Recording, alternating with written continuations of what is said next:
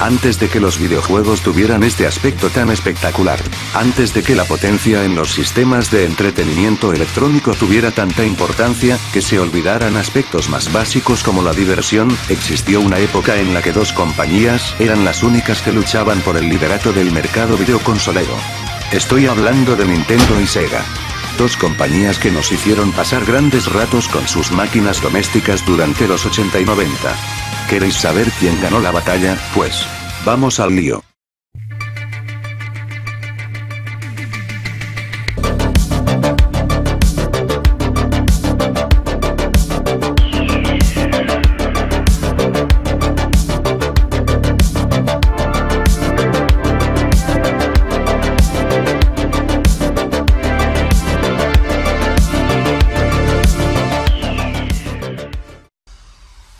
Empezamos con Nintendo. La empresa japonesa, que originalmente era una compañía que creaba naipes, presentó en 1983 lo que sería, hasta la fecha, la consola más vendida de su historia. Con un catálogo de más de 700 juegos, la compañía presentaba una de las consolas más importantes de la historia de los videojuegos. Su llegada a Europa no se realizó hasta 1986, año en el que todos conoceríamos a Mario y ya los videojuegos no serían lo mismo. Durante los 80, los vídeos promocionales de la compañía llegaban presentando nuevos juegos que, junto a las tiendas especializadas, que tampoco habían, eran la única forma de llegar hasta el jugador, ya que no había internet ni nada de eso, así que tenías que arriesgarte a que el juego que comprabas te gustara o fuera una decepción. Fue a partir de los 90 cuando aparecieron las revistas especializadas como Hobby Consolas o Superjuegos, en las que ya te orientaban de alguna forma en qué juego podías comprarte. Ya se había creado un mundo alrededor del entretenimiento electrónico doméstico. Los videoclubs de barrio, esos santuarios maravillosos de todo cinéfilo, empezaron a alquilar videojuegos y cada vez eran más los que tenían una consola en casa. En los 90, Nintendo apostó por lo grande pero a pequeña escala, creando la que sería la consola portátil más importante de la historia. La Game Boy.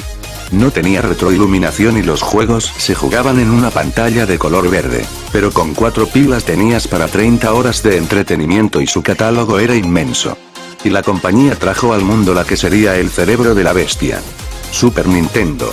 Una NES de Super 16 bits que terminó de revolucionar el mundo de los videojuegos y que fue el punto de inflexión de lo que hoy conocemos, ya que Sony creó su PS1 a partir de una fusión fallida con Nintendo.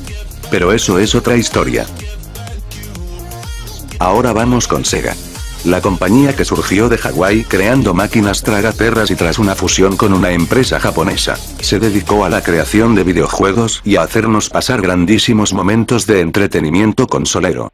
Con la Master System empezó la rivalidad con Nintendo, en la que durante varios años compitieron mano a mano. Hasta que en el año 1988, Sega sacó al mercado la magnífica Mega Drive. La primera consola de 16 bits. Con un catálogo amplísimo, la Sega Mega Drive estuvo compitiendo contra la NES entre el 88 y el 91. 3 años de competencia en la que la aparición de videojuegos era impresionante.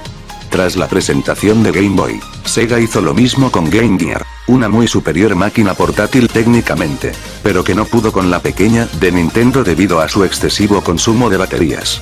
Aunque tenía un periférico que la convertía en televisión portátil. Ya con Super Nintendo en el mercado, Sega sacó multitud de estos periféricos para transformar su Mega Drive en una consola mucho más potente.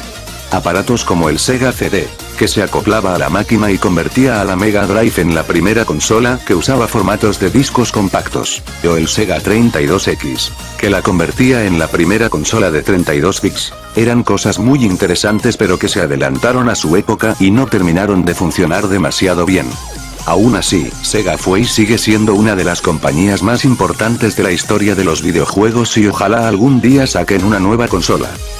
En definitiva, Nintendo y Sega fueron las dos primeras empresas que verdaderamente rivalizaron en el mundo de los videojuegos. Y esa época quedará en el recuerdo de muchos consoleros como la era en la que más disfrutamos de uno de nuestros entretenimientos favoritos.